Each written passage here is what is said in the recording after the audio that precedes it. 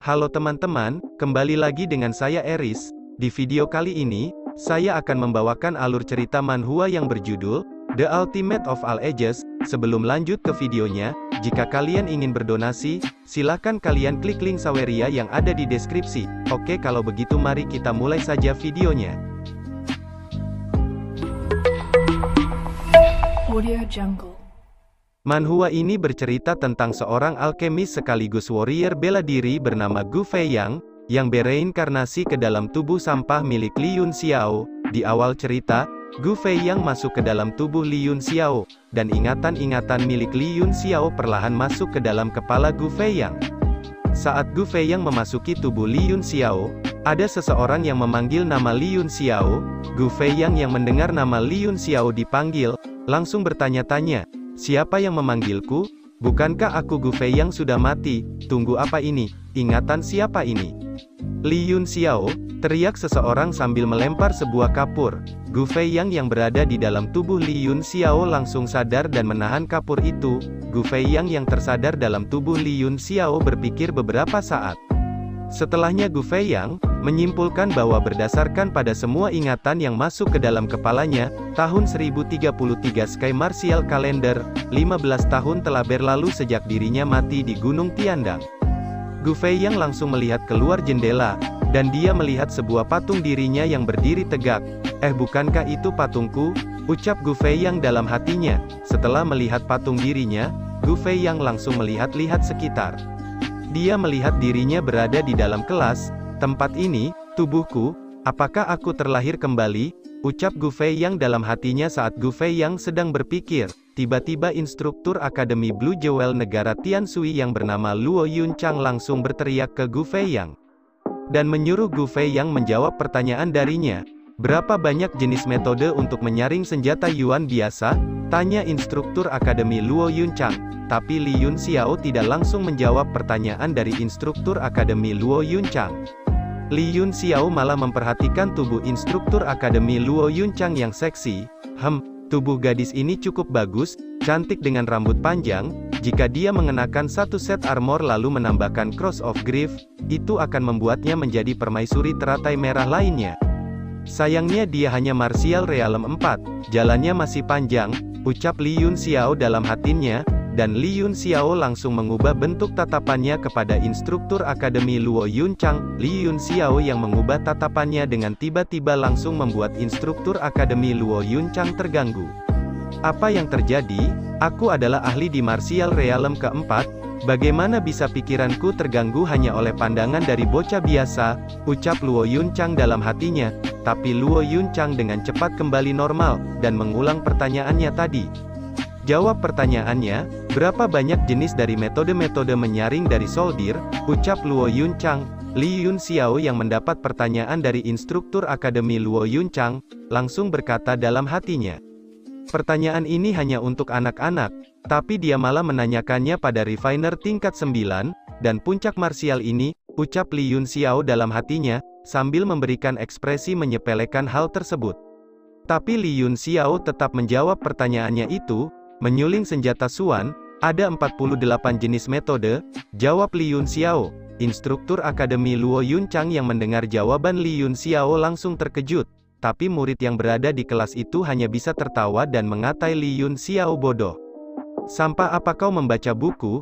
Jelas hanya ada 36 jenis di buku teks master yang ucap salah seorang murid itu kepada Li Yun Xiao. Li Yun Xiao yang mendengar nama yang disebutkan oleh murid itu, langsung berkata, Bocah itu apa dia berani melupakan 12 metode lainnya yang disusun oleh Gu Feiyang?" ucap Li Yun Xiao. Ucapan yang keluar dari mulut Li Yun Xiao itu membuat instruktur Akademi Luo Yunchang kaget lagi. Tapi lagi-lagi, murid yang lain hanya bisa terus tertawa bising di dalam kelas. Karena bising, instruktur Akademi Luo Yunchang langsung berteriak diam, dan seketika keadaan di dalam kelas itu langsung hening. Setelah hening, Luo Yunchang langsung berkata bahwa Martial Emperor Gu Feiyang tidak cuma warrior tingkat 3 di benua Tianwu, dia juga refiner terbaik Realm 9 dan dia juga mendesain 12 metode refining lainnya, ucap Luo Yunchang. Tapi murid-murid yang mendengar perkataan instruktur Akademi Luo Yunchang hanya bisa bertanya-tanya dan heran. Jelas-jelas, di buku hanya tertulis 36 jenis metode, ucap murid-murid. Setelah mendengar ucapan murid-murid itu, instruktur Akademi Luo Yunchang langsung menjelaskan kepada murid-murid itu bahwa 12 metode refining lainnya itu mustahil untuk diraih oleh orang biasa. Jadi master yang tidak memasukkannya. Murid-murid yang mendengar penjelasan dari instruktur Akademi Luo Yunchang langsung mengerti dan paham. Li Yun Xiao, kamu jangan bangga diri dulu hanya karena membaca bahan ekstrakurikuler. Katakan padaku kenapa kau harus menambahkan Sky Crystal Sen selama penyulingan, ucap instruktur akademi kepada Li Yun Xiao. Murid-murid yang mendengar ucapan instruktur Akademi Lu Yunchang hanya bisa menggelengkan kepala. Semua orang tahu kau perlu menambahkan Sky Crystal Sen saat menyuling senjata Suan. Jadi kenapa bertanya? Itu seperti tanya kenapa 1 tambah 1 sama dengan 2 kan? Ucap murid-murid. Berbeda dengan Li Yun Xiao, Li Yun Xiao menjawab dengan benar, Sky Crystal Sen tidak diperlukan. Namun bahan ini diperlukan karena rata-rata refiner tidak bisa menggabungkan dengan tepat material lain tanpa itu, ucap Li Yun Xiao. Kata yang bagus, lalu kenapa beberapa proses penyulingan masih gagal bahkan saat ditambahkan Sky Crystal Sen, ucap instruktur Akademi Luo Yunchang. Sky Crystal Sen adalah elemen air, tentu saja tidak bisa digunakan untuk menyuling elemen api, jawab Li Yun Xiao kepada instruktur Akademi Luo Yunchang. Oh, jadi begitu, jawab instruktur Akademi Luo Yunchang. Lalu biar aku tanya padamu, saat tembaga merah disatukan dengan emas bersinar bagaimana kau menyingkirkan efek Sky Crystal Sen, tanya instruktur Akademi Luo Yunchang. Perlakukan saja Sky Crystal Sen sebagai kotoran lalu gunakan apa yang kau suling untuk menyingkirkannya, jawab Li Yun Xiao. Ah, pantas saja aku terus gagal, ucap instruktur Akademi Luo Yunchang. Setelahnya instruktur Akademi Luo Yunchang menyuruh Li Yun Xiao bertemu setelah kelas berakhir, lalu instruktur Akademi Luo Yunchang pergi dari kelas. Saat instruktur Akademi Luo Yunchang meninggalkan kelas, murid-murid hanya bisa terdiam. Tapi momen itu pecah karena seorang murid berbicara, sepertinya barusan guru meminta saran dari Li Yun Xiao, ucap salah satu murid. Kelihatannya aku tidak harus menghadiri kelasnya lagi, ucap Li Yun Xiao sambil keluar dari kelas. Beberapa saat telah berlalu, Li Yun Xiao berada di ibu kota negara Tianshui. Li Yun Xiao berjalan-jalan di kota dan bertujuan pergi ke menara alkemis ibu kota negara Tianshui. Karena dirinya membutuhkan pil untuk membantu dirinya menerobos. Setelah sampai di menara alkemi ibu kota negara Tianshui, Li Yun Xiao langsung masuk ke dalam. Saat berada di dalam menara alkemi, Li Yun Xiao disambut oleh resepsionis guild alkemis yang bernama Lu Yao.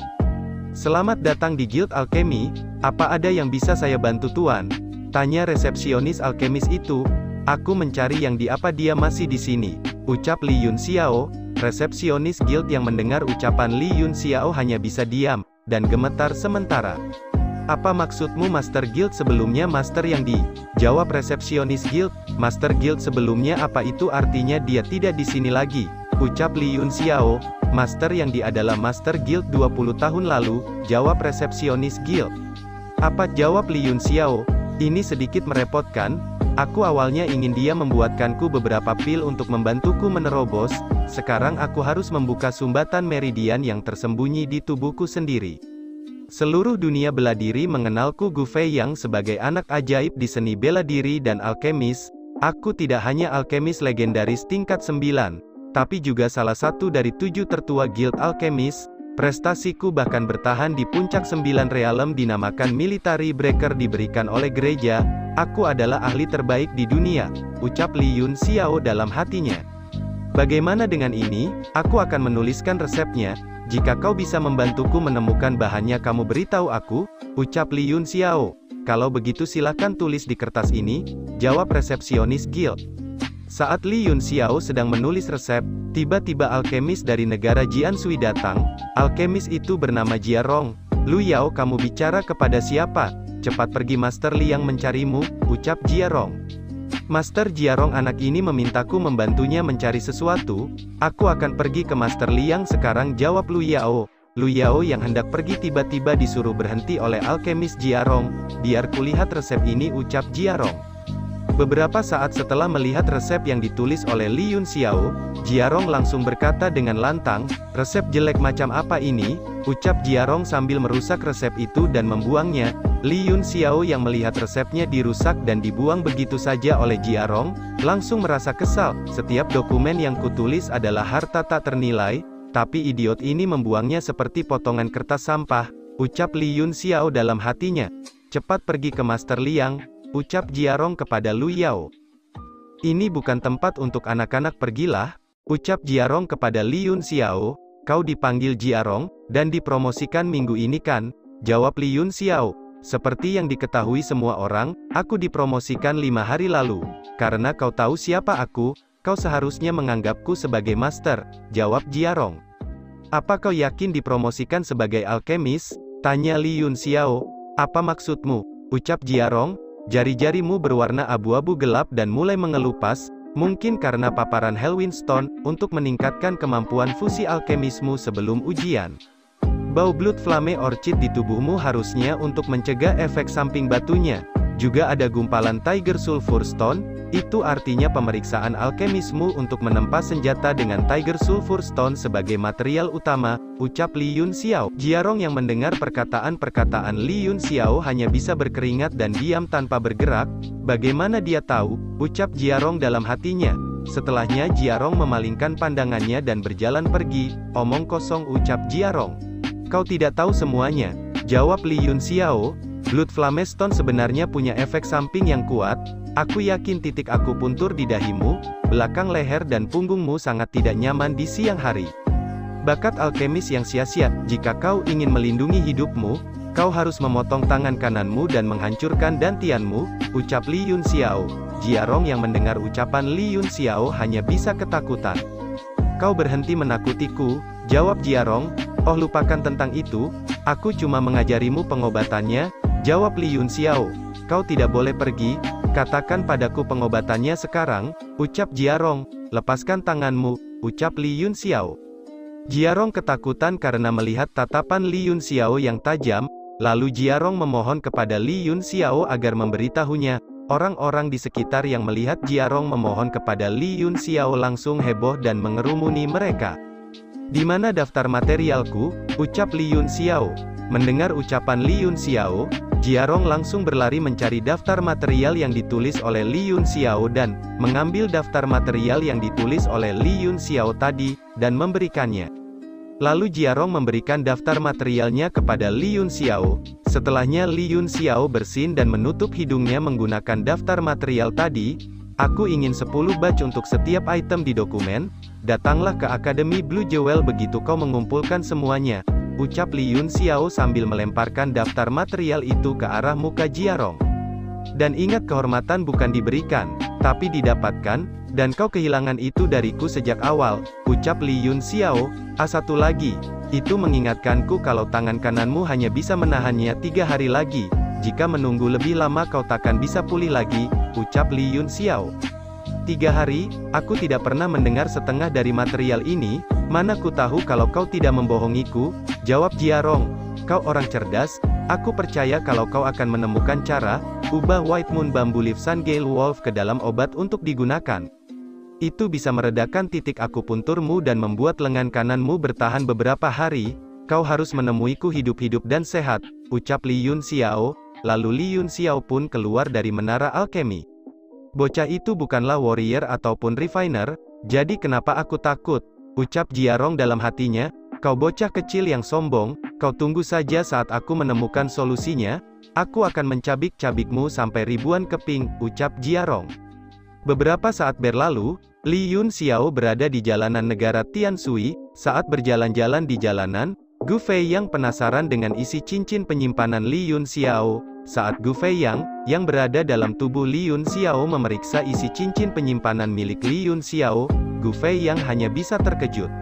Karena di dalamnya kacau sekali, dan satu-satunya benda yang hampir bagus hanyalah Black Hilted Iron Heavy Sword, dan Li Yunxiao akan menggunakan pedang itu sebelum membuka 7 meridian saja. Dan Li Yunxiao pun bertujuan kembali ke sekolah. Beberapa saat berlalu Li Yunxiao sampai di gerbang sekolah Akademi Blue Jewel. Saat Li Yunxiao berjalan memasuki akademi, Dia diserang oleh dua orang yang bernama Du Feng dan Luo Jie. Kau dalam kondisi baik hari ini, ucap Du Feng. Teman-temannya Li Yunxiao yang melihat Li Yunxiao diserang oleh Du Feng dan Luo Jie langsung marah. Anjing, apa yang ingin kau lakukan pada saudara Yun, ucap Han Bai dan Chen Zhen. Han Bai dan Chen Zhen adalah sahabat baik Li Yunxiao. Yah, tidak banyak, selama pelajaran terakhir penampilan Li Yunxiao sempurna sekali, ucap Du Feng. Lalu Du Feng mencoba menyerang Li Yunxiao, tapi serangannya itu ditahan oleh Han Bai. Han Bai yang menahan serangan itu pun terluka. Saat Han Bai terluka, Luo Jie langsung menyerang Han Bai, dan membuat tulang tangan kanan Han Bai patah. Masih terlalu awal bagimu untuk jadi begitu sombong, ucap Luo Jie. Beberapa saat berlalu, tiba-tiba Putri Negara Tianshui, Qin Ruxue datang dan berteriak, "Aku ingin lihat, bagaimana kau akan membuat kami pergi, dan biar kulihat siapa yang berani membuli Li Yunxiao." Du Feng dan Luo Jie yang melihat Putri Negara Tianshui datang, langsung memutuskan untuk pergi begitu saja. Namun, Li Yunxiao membuat mereka berhenti. "Apa sampah sepertimu punya opini?" ucap Du Feng kepada Li Yunxiao. "Aku tidak punya opini. Aku cuma ingin melihat perbedaan antara 5 meridian dan 0, jawab Li Yunxiao. Du Feng yang mendengar ucapan Li Yunxiao langsung merasa bersemangat, karena Du Feng berencana untuk melukai Li Yunxiao. "Baiklah, kalau begitu bagaimana? Aku mulai dengan 4 meridian dulu." "Hahaha," ucap Du Feng sambil melakukan serangan ke arah Li Yunxiao.